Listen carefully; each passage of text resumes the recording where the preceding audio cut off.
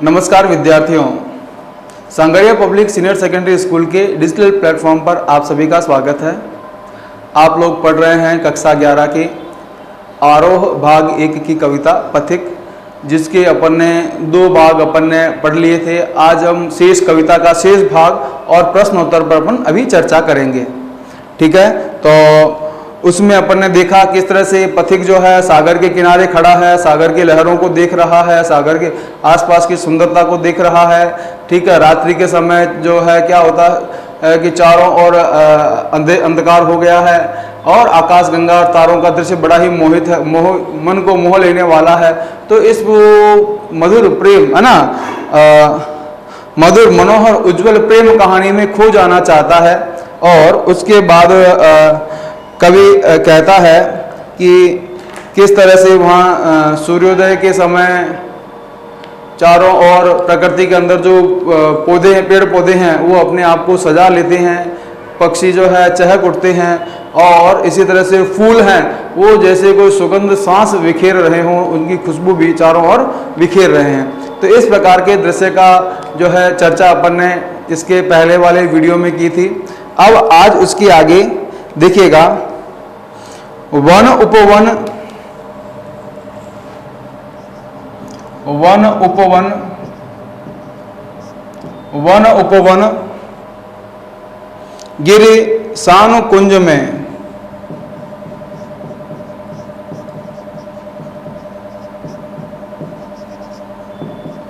गिरिसान कुंज में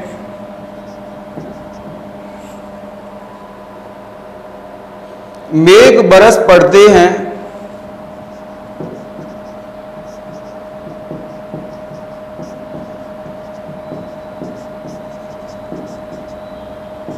मेघ बरस पड़ते हैं, मेरा आत्म प्रलय होता है,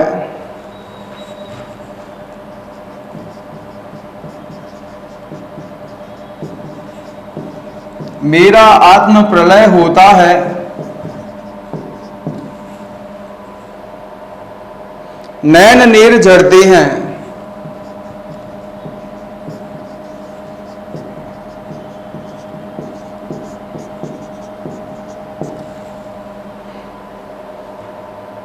पढ़ो लहरों, पढ़ो लहर,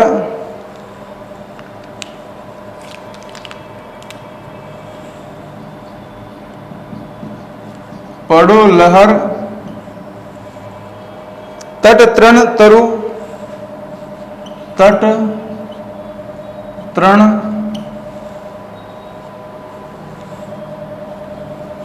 तरु, गिरि नभ किरण,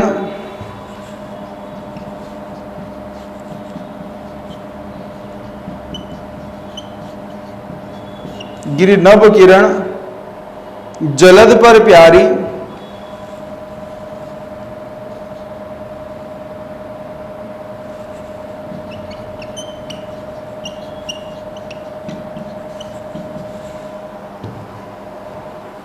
जलद पर प्यारी,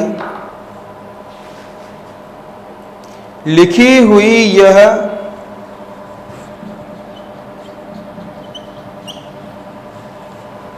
लिखी हुई यह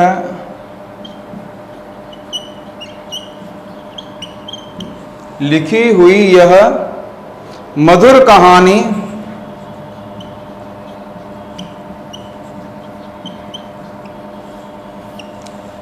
लिखी हुई यह मधुर कहानी विश्व विमोहन हारी।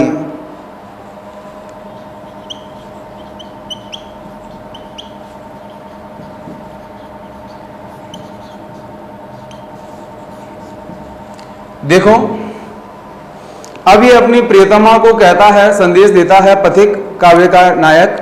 क्या कहता है कि वन, वन मतलब क्या होता है? वन का अर्थ होता है जंगल। उपवन बगीचा, गिरि पर्वत, सानु समतल भूमि, कुंज वृक्षों का समूह,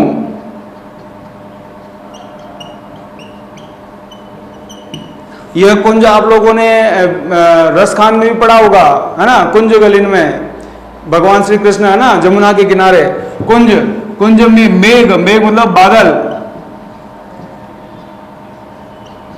बरस पड़ते हैं, अर्थात जब वर्षा होती है उस समय जो है क्या होता है कि सब जगह जंगल में, बगीचे में, पर्वत पर, समतल जमीन पर और उसके साथ ही साथ वृक्षों के समूह पर जो है बहुत तेज सुंदर वर्षा का दृश्य देखने को मिलता है। तो मेघ बरस पड़ते हैं, मेरा आत्म प्रलय होता है। आत्म प्रलय, आत्म प्रलय मतलब स्वयं को भूलना, स्वयं को भूलना।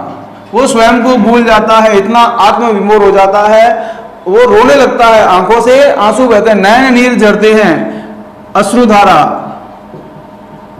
अश्रु बहना, है ना, आंखों से आंसू बहते हैं, इतना सुंदर दृश्य, अरे यार, है ना, देखो। तो ये और आत्म प्रलय, अपने आप को भूल जाता है। प्रलय क्या होता है? प्रलय का अर्थ होता है, ये होता है कि जब इतनी तेज बाढ़ आती है, वर्षा होती है तो पूरे पृथ्वी उसमें डूब जाती है।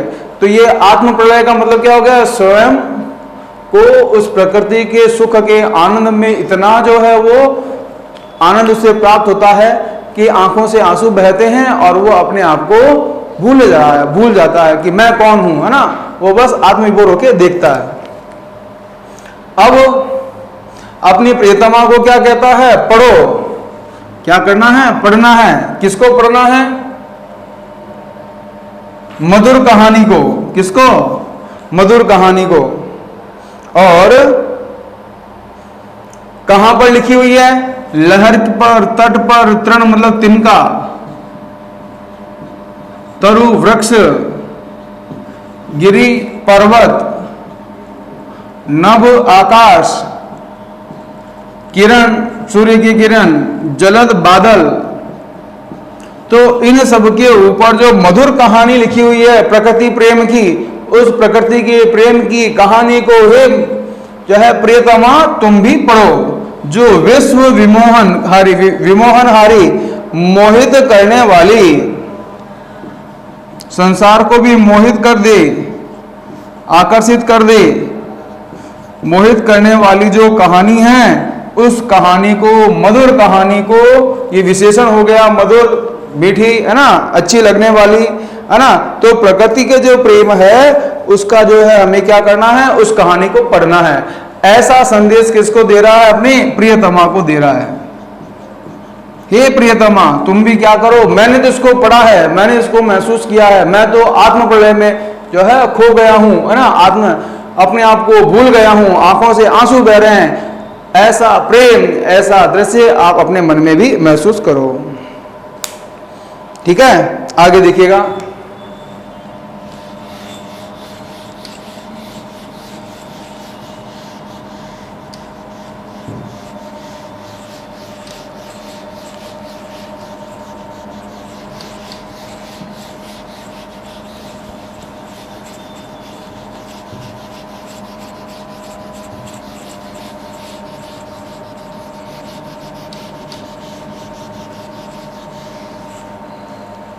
आगे क्या है?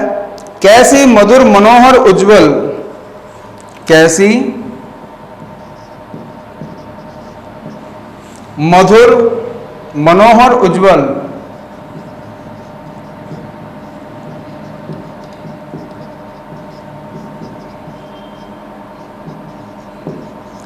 कैसी मधुर मनोहर उज्जवल है यह प्रेम कहानी,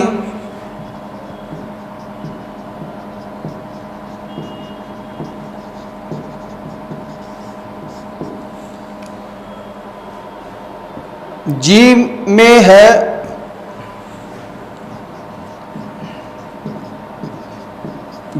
है अक्सर बन इसके,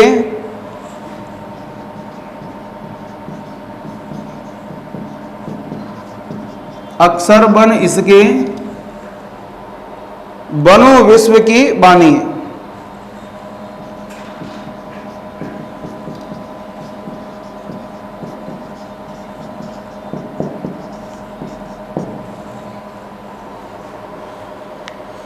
स्थिर पवित्र आनंद प्रवाहित,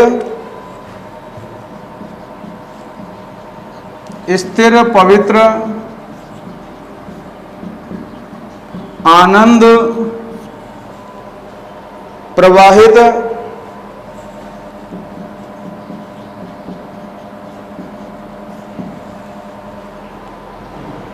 सदा शांति सुखकर है।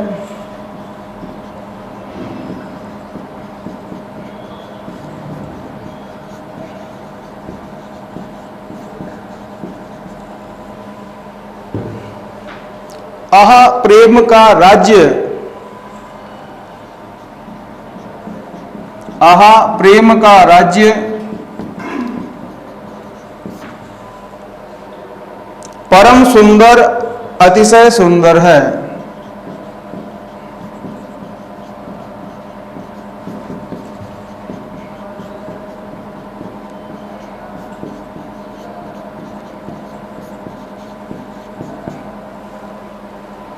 कवि क्या कहता है इसी मधुर प्रेम कहानी के बारे में कि कैसे मधुर, मधुर मतलब क्या होता है? मोहक,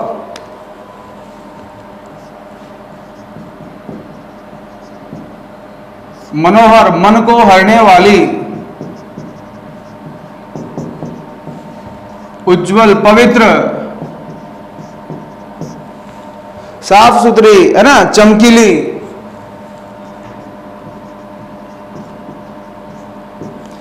कैसी मधुर, मनोहर, उज्जवल है यह प्रेम कहानी। प्रेम कहानी कौन सी? प्रकृति प्रेम की कहानी।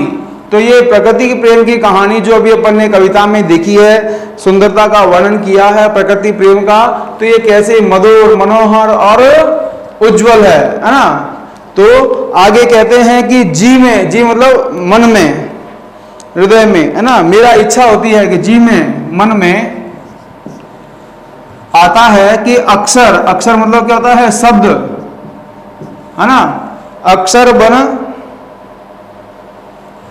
इसके, बन इसके, इसके किसके? इसके मतलब इस प्रेम कहानी के, इसके बनूं, विश्व की वाणी, विश्व की वाणी बन जाऊं और लोगों तक जो है यह संदेश जो है प्रकृति के प्रेम का संदेश मैं दूं। मैं स्वयं क्या करूं? कविता बन जाऊं, कहानी बन जाऊं, मेरे द्वारा कविताएं लिखी जाए, मेरे द्वारा कहानियां लिखी जाए, मेरे द्वारा विश्व को संदेश दिया जाए, जिससे क्या होगा? जिससे लोग इस प्रकृति प्रेम की ओर आकर्षित होंगे और इसके साथ साथ क्या होगा? वो भी इस तरह से प्रकृति प्रेम में डूबेंगे। फिर आगे क्या कहते हैं? स्थिर पवित्र आनंद प्रवाहित। अब ये जो प्रेम का राज्य है, प्रकृति प्रेम का राज्य, ये क्या है? ये हमेशा स्थिर रहता है, ठीक है। और उसके साथ ही साथ क्या है? स्थिर मतलब क्या होगा? स्थायी, पवित्र और आनंद प्रवाहित, आनंद देने वाला, आनंद देने वाला और सदा शांति सुखकर है, सदा शांति और सुख देने वाला है।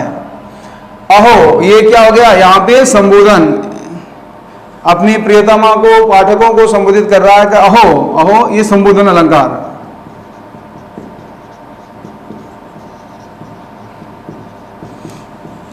प्रेम का राज्य परम सुंदर, सबसे सुंदर, अतिशय सुंदर है, बहुत ही ज्यादा सुंदर है। तो प्रेम, प्रकृति प्रेम के राज्य के बारे में बताया किस तरह से जो है यहाँ पर प्रकृति के प्रेम के वर्णन किया है कवि ने कि वो भी प्रकृति के प्रेम में विमुक्त है, डूबा हुआ है और वो अपने प्रियतमा को भी चाहता है कि वो भी इस प्रेम को वो क्या करें? हृदय में महसूस करें, ठीक है।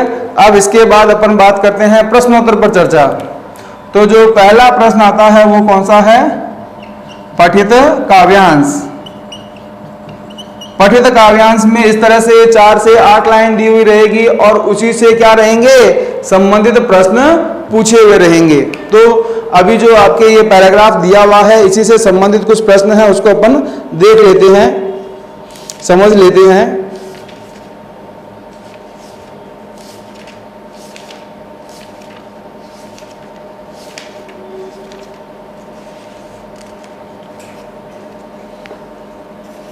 कैसी मधुर, मनोहर, उज्जवल है यह प्रेम कहानी, जी में अक्षर बन इसके, बनो विश्व की वाणी। स्थिर पवित्र आनंद प्रवाहित, सदा शांति सुख कर है। अहो प्रेम का राज्य परम सुंदर अतिशय सुंदर है। ये आपके काव्यांश दिया हुआ रहेगा। इसमें पहला प्रश्न, कवि ने प्रेम कहानी किसको बताया है? कवि ने प्रेम कहानी किसको बताया है? प्रेम कहानी का वर्णन आया ये यहाँ पे, ये मधुर मनोहर उज्जवल प्रेम कहानी। ये प्रेम कहानी क्या है? तो इसका प्रश्न का उत्तर क्या हो जाएगा? पथिक कहता है। पथिक कौन? जो सागर के किनारे खड़ा है ना। प्रकृति के प्रत्येक वस्तु को मनोहर है, वो ऐसा कहता है कि प्रत्येक वस्तु क्या है? मनोहर, मन को हरने वाली है। और उसका अव्यक्त प्रेम सदा उसे चलता रहता है। और प्रकृति के बीच चलने वाली यह प्रेम कहानी अति सुंदर है, बहुत ही सुंदर है, मनोहर है, पवित्र है।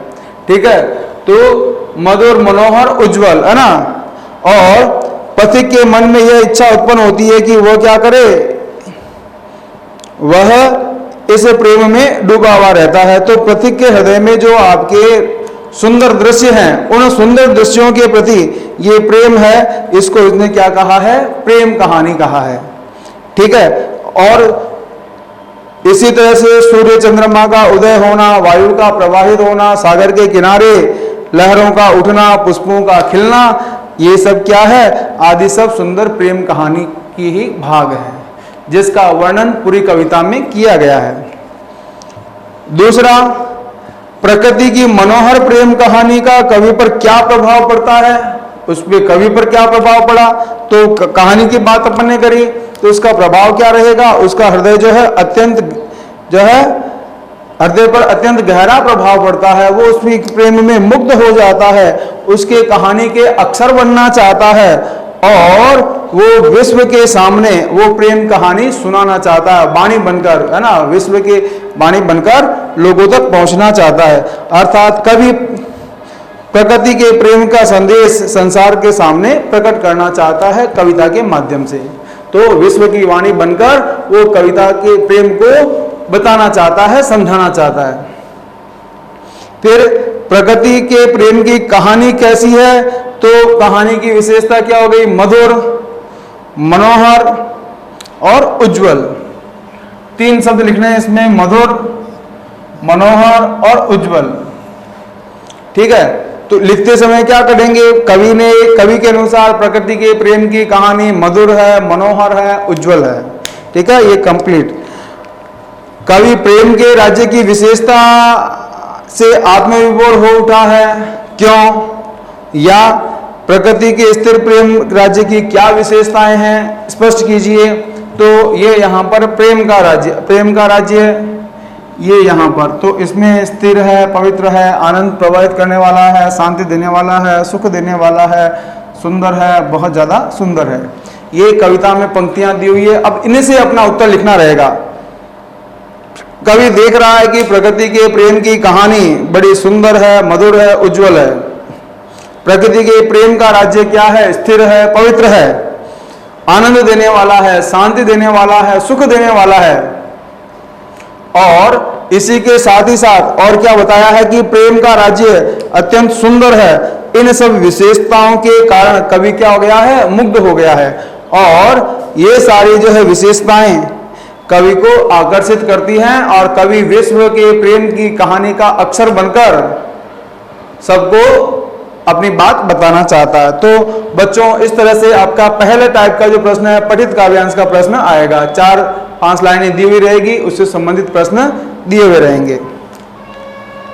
दूसरा प्रश्न आता है सौंदर्य बोध का। सौंदर्य बोध में अपने को क्या करना है? इसमें एक तो आता है शिल्प सौंदर्य और दूसरा आता है भाव सौंदर्य।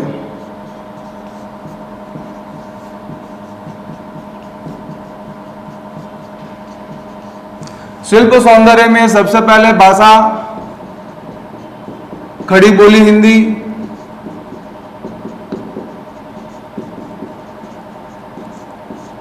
दूसरा भाषा सहज,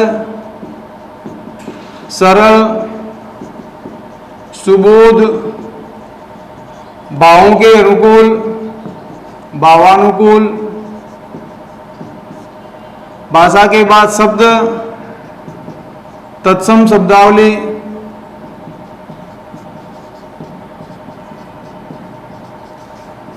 छंद, मुक्तक छंद,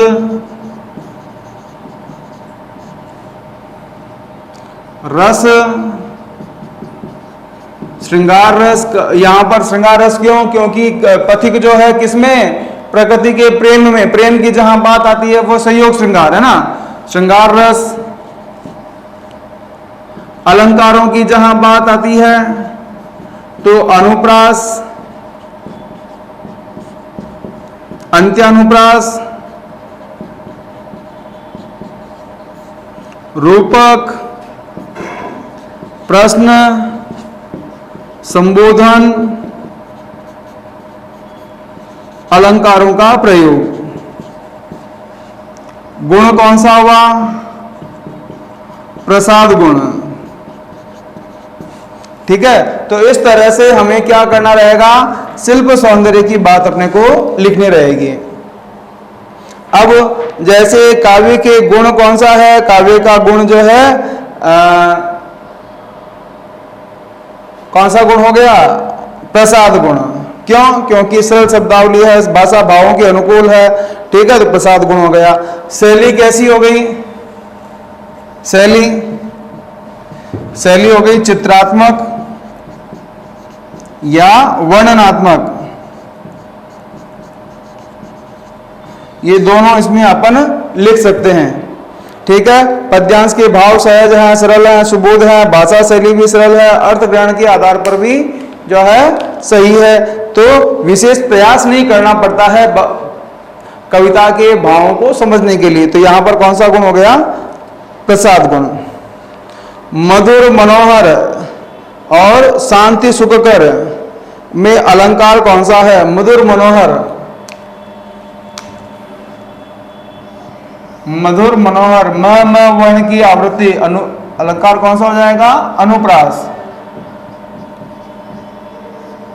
उसके बाद आगे दिया हुआ है आपके सदा शांति सुखकर, सदा शांति सुखकर। यहां पर भी कौन सा आएगा? सवर्ण सवर्ण सवर्ण हो जाएगा आपके अनुप्रास अलंकार। ठीक है, तो इस तरह के प्रश्न अगर आता है, अलंकार का नाम पूछे, अलंकार का नाम पहचान पूछे, तो स वर्ण की आवृत्ति। अतः यहां पर अनुप्रास अलंकार, फिर अलुप्रास अलंकार की परिभाषा पूछ ले तो जहां वर्णों की आवृत्ति, कविता में जहां वर्ण की एक से अधिक, एक या एक से अधिक वर्णों की आवृत्ति होती है, वहां पर अनुप्रास अलंकार होता है। तो तीन तरह से यह प्रश्न पूछा जाता है। पंक्ति में अलंकार कौन सा है, इसके लक्षण क्या हैं, और उसके बाद आपके प्रश्न बनता है उस अलंकार की परिभाषा लिखिए। तो इस तरह के जो प्रश्न हैं वो किस में आएंगे? सौंदर्य बोध में। ये तो हो गया आपके शिल्प सौंदर्य की बात। अब बात करते हैं भाव सौंदर्य की बात। भाव सौंदर्य में पंक्ति दे दी, कवि यहां पर क्या कहना चाहता है, आशय स्पष्ट कीजिए, इसका भाव क्या है वो बताइए। तो इस तरह के प्रश्न पूछे जाते हैं। उसके बाद में तीसरे तरह का जो प्रश्न है उसमें आप कहते हैं विषय वस्तु पर आधारित प्रश्न।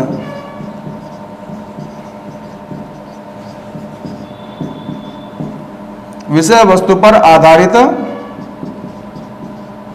प्रश्न। बच्चों ये आपके बोर्ड क्लास में भी इस तरह से प्रश्न आएंगे, 12th क्लास में भी यही पैटर्न रहता है, पठित काव्यांश का, सौंदर्य बोध का और विषय वस्तु से संबंधित। तो हमें अभी 11th क्लास में ही सीख लेना है कि प्रश्न कैसे आएंगे, उत्तर कहां से लिखना है, कैसे लिखना है, क्या क्या लिखना है। अब जैसे पथिक का मन कहां विचरना चाहता है, कविता में अपन ने पढ़ा था कि वो जो है बादलों पर बैठे है ना, तो समुद्र के तट पर खड़ा है। पथिक कहां खड़ा है? समुद्र के तट। जब अपन उत्तर लिखेंगे तो उत्तर लिखते समय क्या करना है कि काव्य का नायक पथिक समुद्र के किनारे खड़ा है और नीचे नीला समुद्र और ऊपर नीला आकाश, उसके बीच में जो दृश्य है वहां अंतरिक्ष में वो बादलों पर बैठकर घूमने की उसकी इच्छा है और वो कोने कोने में बादलों पर बैठकर घूमना चाहता है, क्योंकि आकाश में जो है बादल उड़ते हुए आ रहे हैं, एक जगह से दूसरी जगह जा रहे हैं। तो यह सुंदर दृश्य देखकर कवि की भी इच्छा होती है कि वो बादलों पर बैठ जाए और चारों ओर घूमे। अगला प्रश्न विषय वस्तु से संबंधित। सूर्योदय के वर्णन के लिए कवि ने किस तरह के बिंबों का प्रयोग किया है? बिंब, काल्पनिक बिंब। कौन से बिंब हैं? काल्पनिक बिंब। और इन बिंबों में मुख्य रूप से कौन से हैं? दृश्य बिंब।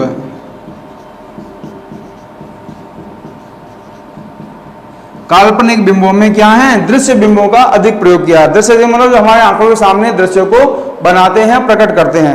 जैसे कवि ने सूर्योदय में काल्पनिक बिंबों का प्रयोग किया है। जल की सतह पर उदय होने वाला सूर्य, जल की सतह पर उदय होने वाला सूर्य ऐसा लगता है जैसे लक्ष्मी जी के सोने के मंदिर का क्या हो? कंगूरा हो, ठीक है, ऊपरी महल का हिस्सा हो। और सूर्य की किरणों के जो आपके जो चमक है वो कैसी लगती है कि जैसे कमला के कंचन मंदिर है ना के लिए क्या बना दिया है? सोने की सड़क बना दी है कि जो लक्ष्मी माता की सवारी यहाँ से निकलेगी तो समुद्र ने क्या किया है? वहां पर सोने की सड़क बना दी है, स्वर्ण सड़क, है ना। तो इस तरह से आधे उदित सूर्य को बिंबों की कल्पना की गई है, दृश्य बिंब है। तो बच्चों इस तरह के जब प्रश्न आए तो हमें थोड़ा सा कल्पना से भी इसमें क्या करना पड़ेगा? उत्तर लिखना रहेगा। फिर आपके आता है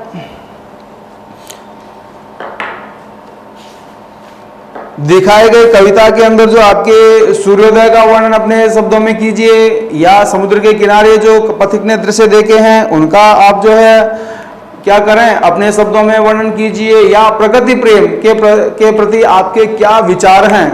इस तरह के प्रश्न भी आपके पूछे जा सकते हैं। प्रकृति के प्रति प्रेम का पथिक पर क्या प्रभाव पड़ा, उसके मन पर क्या प्रभाव पड़ा, ये सारे प्रश्न भी अपने को देखने रहेंगे। अब बच्चों ये है कि किताब अपन ने पढ़ ली, कविता अपन ने पढ़ ली, उसका भावार्थ क्या अपन ने समझ लिया। उसके बाद कहीं से भी प्रश्न अगर आता है तो हमें पहले ये देखना है कि प्रश्न क्या पूछ रहा है, किससे संबंधित है। उसके बाद हमें क्या करना है? उसका उत्तर लिखने का प्रयास करना है। फिर हमें विचार करना कि भाई ये कहाँ से आया है, कौन सी लाइन से आया है, उस लाइन का क्या भावार्थ है। उसके बाद अपने को उत्तर देना रहेगा। अंत में एक प्रश्न पर अपन चर्चा करते हैं। सूर्य के बिंब का सुंदर कंगूरा, सूर्य के बिंब को सुंदर कंगूरा क्यों कहा गया है? तो जब अपन बात करते हैं कि भाई सूर्योदय होता है, सूर्योदय होता है तो इस तरह से क्या है? समुद्र के तट पर ये आधा सूर्य निकला हुआ है और प्रकाशवान है, ठीक है। तो इस अंश को क्या कहा? कंगूरा क्यों कहा है? इस सूर्य के आधे निकले हुए आधे गोले को कंगूरा क्यों कहा है, ठीक है। तो समुद्र के जल के ऊपर सूर्य की किरणें पड़ती हैं और उसके साथ लक्ष्मी का जो है मंदिर है उसका कंगूरा वो सोने का बना हुआ है। तो आधा निकला हुआ सूर्य ऐसा लगता है मानो वो लक्ष्मी के मंदिर का क्या है? स्वर्ण कंगूरा है, ठीक है। और उसके साथ ही उसका जो बिंब पड़ रहा है, उसकी जो परछाई पड़ रही है, देखना इधर इस तरह से, ये जो परछाई है समुद्र के किनारे वो क्या लगती है? जैसे कोई सोने की सड़क बना दी हो। तो इस प्रकार से कवि ने यहाँ पर जो है कल्पना की है सोने के कंगूरे की, सुंदर कंगूरे की है, जो बिल्कुल सही और सार्थक सिद्ध होती है। तो इस प्रकार के जब प्रश्न आए बच्चों तो ढंग से पढ़ना है, समझना है और उनको हल करने का प्रयास करना है। अभी तक के लिए